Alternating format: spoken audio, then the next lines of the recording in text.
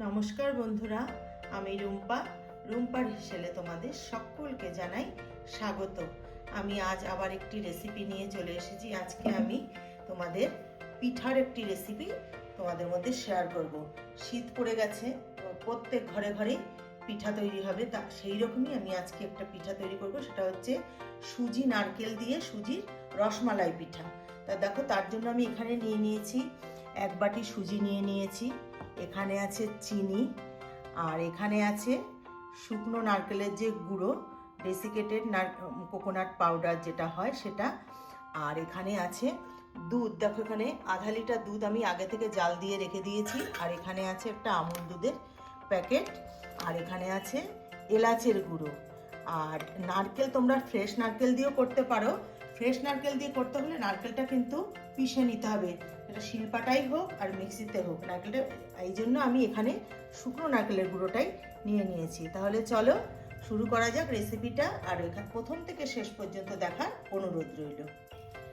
দেখো, আমি গ্যাস ধরিয়ে একটা প্যান বসিয়ে দিয়েছি। প্রথমে আমি এর মধ্যে ঢেলে দেবো কিছুটা জল। আমি যেই বাটি মেপে সুজি দেবো সেই বাটিরই মাপ করে 1.5 বাটি জল দিয়ে দিলাম। এবার আমি এর মধ্যে দেব একটু ঘি দেব, এতে করে পিঠাটার ফ্লেভারটা খুবই সুন্দর আসবে, তৈরি করতেও সুবিধা হবে। আমি একটু ঘি দিয়ে দিলাম। এবার আমি এর মধ্যে দেব সামান্য একটু লবণ।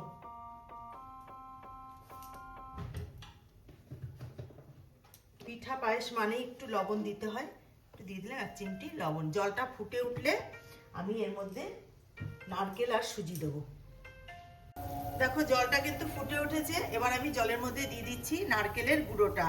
আমি আবারও বলছি, ফ্রেশ নারকেল দিয়েও করতে পারো, কিন্তু নারকেলটা তাহলে পিষে নিতে হবে। তা আমি পেশার ঝামেলা, এই জন্য আমি গুঁড়ো নারকেল দিয়েই করছি। এবার আমি এর মধ্যে দিয়ে দেব সুজিটা।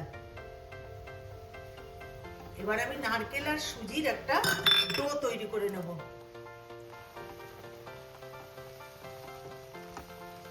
দেখো, ডোটা প্রায় হয়ে এসছে। আমি এবার এর মধ্যে সামান্য একটু চিনি দেব, বেশি না, অল্প, একদম সামান্য।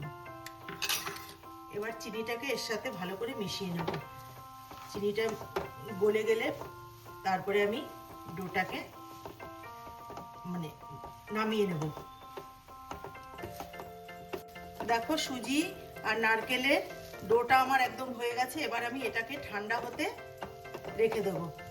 ঠান্ডা হয়ে গেলে পরে এটাকে আমি ছোট ছোট করে লেচি করে আমি রসমালাইগুলো তৈরি করে নেব। দেখো, আমি ডোটাকে নামিয়ে হালকা ঠান্ডা করে নিয়েছি। এবার আটা আর ময়দা ছেলে যে রুটি করা হয় যেরকম, সেইভাবে আমি এটাকে ঠেসে ঠেসে একটু ছেনে নেব। একদম কিন্তু ঠান্ডা করা যাবে না, একটু সামান্য গরম অবস্থায় এটাকে এভাবে মেখে আমি পিঠাগুলোকে তৈরি করব। দেখো, আমি ডোটা ছেনে নিয়েছি। এবার আমি এখান থেকে অল্প অল্প করে একটু একটু করে ডো নিয়ে আমি এইভাবে পিঠাগুলোকে তৈরি করে নেব। তোমরা তোমাদের মতন শেপ দিয়ে নিতে পারো, তোমরা গোল গোল করেও তৈরি করতে পারো, বা এরকম চ্যাপটা চ্যাপটা করেও তৈরি করতে পারো। ঠিক এইভাবে আমি পিঠাগুলোকে তৈরি করে নিচ্ছি। আমি একটু লম্বা শেপে তৈরি করছি। এটা কিন্তু বন্ধুরা খেতে ভীষণই ভালো লাগে। এটা আমি আমার মায়ের কাছ থেকে শিখেছি। এতটা খেতে স্বাদ হয়, না বানিয়ে খেলে বুঝতে পারবে না, এতটাই খেতে ভালো হয়।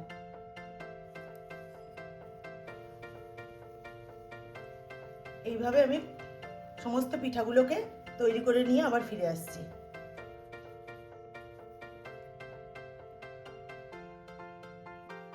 এই যে দেখো, রসমালাই পিঠেগুলো আমি তৈরি করে নিয়েছি। আমি এইভাবে লম্বা শেপে তৈরি করেছি। তোমরা চাইলে কিন্তু গোল বা চ্যাপ্টা যে কোনোভাবেই তৈরি করে নিতে পারো, সেটা তোমাদের পছন্দ মতো। এদিকে আমি দেখো সেই ওই পাত্রটা, যে পাত্রটাতে আমি ডো তৈরি করেছিলাম সেই পাত্রটায় আবার বসিয়ে দিয়েছি। আর আগে থেকে যে দুধ জ্বালিয়ে রেখেছিলাম সেই দুধটা দিয়ে, দুধটা গরম হয়ে গেছে। এবার আমি দেখো এর মধ্যে এই আমল দুধটা ঢেলে দিলাম, দিয়ে আমি ভালো করে মিশিয়ে গুলিয়ে নেব দুধটা। এই জন্য গ্যাসটাকে আমি একদম কম করে দিয়েছি, না হলে দলা ধরে যাবে। এবার ভালো করে মিশিয়ে আমি জ্বালিয়ে একটু ঘন করে নেব দুধটাকে।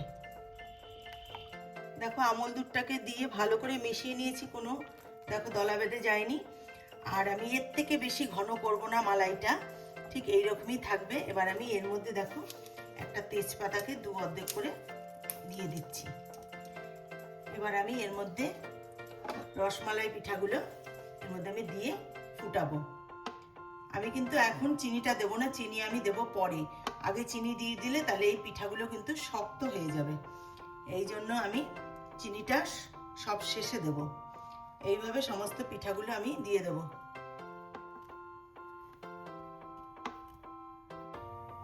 এবার আমি এটাকে মিনিট 10 ফুটিয়ে নেব। ছানা দিয়ে করলে যেরকম ছানার রসমালাই হয়, এটা আমি যেহেতু সুজি আর নারকেল দিয়ে করছি, তাই আমি এটাকে সুজির রসমালাই পিঠা বলছি। এটা কিন্তু খেতে ভীষণই ভালো হয় বন্ধুরা, তোমরা অবশ্যই বাড়িতে একবার ট্রাই করো। এই শীতের দিনে খেতে ভীষণই মজা হয়। বিশেষ করে পিঠা পায়েস কিন্তু আগের দিন বানিয়ে পরের দিন বাসি খেলে কিন্তু তার স্বাদ কিন্তু আরো দ্বিগুণ বেড়ে যায়। দেখো দেখতে এখনই কতটা সুন্দর লাগছে, যতটা দেখতে সুন্দর তার থেকে খেতে কিন্তু আরো দ্বিগুণ টেস্ট হয়। এবার আমি এটাকে মিনিট 10 ভালো করে ফুটিয়ে নেব।